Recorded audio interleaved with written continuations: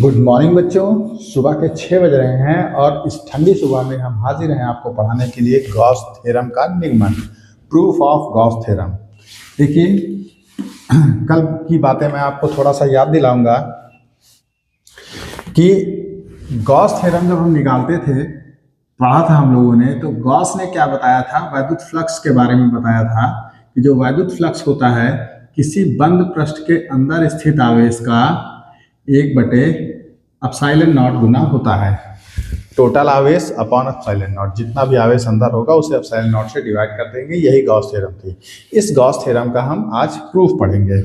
तो इसके लिए हम लोग क्या करते हैं, एक रेंडम एक आकृति ले लेते हैं। एक कोई पत्थर टाइप का मान लीजिए, एक रेंडम आकृति है और इस आकृति के अंदर यहाँ पर हमने माना +Q आवेश इसके अंदर रखा हुआ है और हमें वैद्युत फ्लक्स निकालना है। तो फ्लक्स निकालने के लिए हम कहीं पर एक छोटा सा क्षेत्रफल, इसका टोटल सरफेस एरिया A है, लेकिन इसका एक छोटा सा सिर्फ भाग केवल हम लेंगे और सरफेस एरिया जो होता है ये हो जाएगा dA। एक छोटा सा सरफेस एरिया, इस पूरी सरफेस का एक छोटा सा भाग हम यहाँ पर ले लेंगे। और हमें पता है पृष्ठ के लंबवत हमेशा वेक्टर ए होता है, तो इस पृष्ठ पर हमने 90 डिग्री का एंगल बना दिया है। बिंदु Q की इस सरफेस एरिया जो कि P पॉइंट पर स्थित है, इसकी दूरी हम मान लेंगे स्मॉल r है। तो वेक्टर r या वेक्टर E अगर हम चाहेंगे, यहाँ पर बिंदु P पर वैद्युत क्षेत्र की तीव्रता निकालनी है, तो इसी लाइन को हम आगे बढ़ाएंगे और ये आपका आ जाएगा वेक्टर E आ जाएगा। दोनों के बीच का एंगल हम थीटा मान लेते हैं। तो गॉस की थ्योरम पढ़ने के लिए हम क्या कहेंगे कि माना एक बंद पृष्ठ है, लिखा जाएगा माना एक बंद पृष्ठ है, बंद पृष्ठ के अंदर स्मॉल q आवेश रखा हुआ है। बंद पृष्ठ का एक छोटा सा भाग वेक्टर dA है और dA बिंदु P पर स्थित है और बिंदु P पर वैद्युत क्षेत्र की तीव्रता Q से P को मिलाएंगे और आगे बढ़ा देंगे, वेक्टर E हो जाएगी। तो हम क्या निकालेंगे, dA से संबंधित वैद्युत फ्लक्स, वैद्युत फ्लक्स क्या सूत्र हो जाएगा, d फाई, छोटा सा फ्लक्स होगा क्योंकि छोटा सा क्षेत्रफल था, d फाई बराबर हो जाएगा E dA cos थीटा। ये वैद्युत फ्लक्स के सूत्र में हम लोगों ने पढ़ रखा है, ठीक है। अब +Q से स्मॉल r दूरी पर बिंदु P है, बिंदु P पर वैद्युत क्षेत्र की तीव्रता क्या होगी, जो वेक्टर ही हमने माना है, वैद्युत क्षेत्र की तीव्रता जो कि वेक्टर E होती है, यह होगी 1/4 पाई एप्सिलॉन नॉट आवेश Q और दूरी r का स्क्वायर। दूरी r थी तो इसको दूरी r का स्क्वायर कर देंगे। अब ये E का मान हम समीकरण 1 में रख देंगे। E का मान समीकरण 1 में रखने पर, जब E का मान समीकरण 1 पे रख दिया जाएगा तो आपका फ्लक्स क्या आ जाएगा, d फाई बराबर 1/4 पाई एप्सिलॉन नॉट Q बटे r स्क्वायर, ये हमने E का मान रखा और आगे था dA cos थीटा, ये हो जाएगा। कल हम लोगों ने शुरुआत में जब घन कोण पढ़ा था तो वहां पर पढ़ा था कि d ओमेगा जो घन कोण होता है वो dA cos theta upon r square होता है। दो चीजें इस पाठ में, घन कोण और वैद्युत फ्लक्स, हमें पता होनी चाहिए, तभी हम गॉस की प्रमेय पढ़ पाएंगे।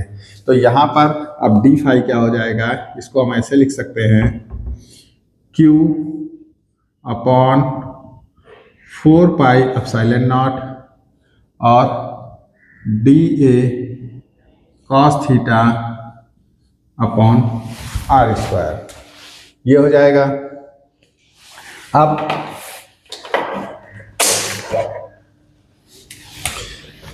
पार्ट 1 में इसी पार्ट में शुरुआत में हम लोगों ने घनकोण का सूत्र पढ़ा था, तो ये वाला हिस्सा जो होता है ये हम लिखेंगे, चूंकि डी ओमेगा बराबर क्या होता है, D A cos theta upon are square, इसलिए अब ये डी फाई क्या हो जाएगा आपका, Q upon 4 pi epsilon not यही रहेगा, 4 पाई एप्सिलॉन नॉट यही रहेगा, और इसकी जगह पर हम क्या कर देंगे, डी ओमेगा कर देंगे। अब देखिए ये जो डी ओमेगा है ये घन कोण है, कैसा घन कोण, ये वाला घन कोण है। इसको अगर आप ऐसे करके मिला दोगे इस डी ए द्वारा क्यू पर बना हुआ घन कोण, ये जो आएगा ये होगा डी ओमेगा।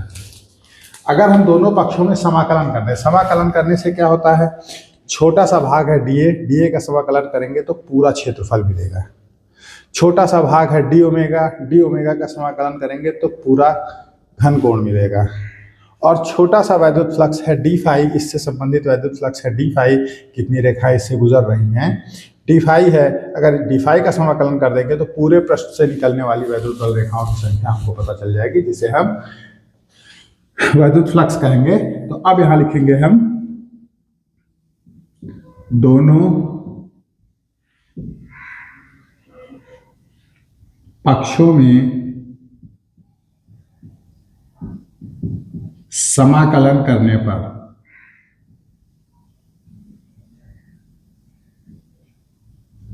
जब दोनों पक्षों में समाकलन कर दिया जाएगा, क्लोज्ड इंटीग्रेशन होगा, बंद पृष्ठ है तो ये क्लोज्ड इंटीग्रेशन का नाम सिंबल लगा दिया जाता है, और ये आपका Q एक नियतांक है, 4 पाई एप्सिलॉन नॉट भी एक नियतांक है, और ये डी ओमेगा हो जाएगा।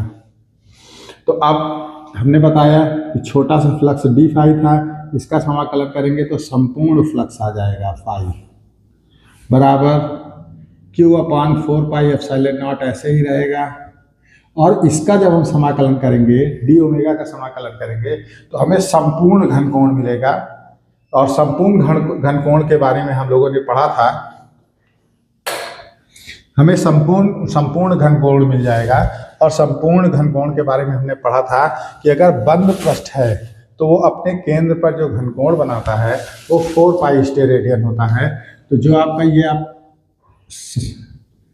डी ओमेगा का जब हम समाकलन करेंगे तो ये आएगा आपका 4 पाई स्टेरेडियन आएगा। तो यहाँ पर हम इसकी जगह पर 4 पाई लिख देंगे, 4 पाई से 4 पाई कट जाएगा, तो ये आपका क्या बचेगा, phi equal to Q upon epsilon not. यही आपकी गॉस की थ्योरम है। बहुत आसानी से हम लोगों ने इसको किया। अगर कोई प्रॉब्लम हो तो आप लोग कमेंट्स में करिए, मैं इसको दोबारा पढ़ा सकता हूँ, क्योंकि ये मैथमेटिकल टर्म है पूरा, इसको थोड़ा समझना पड़ेगा।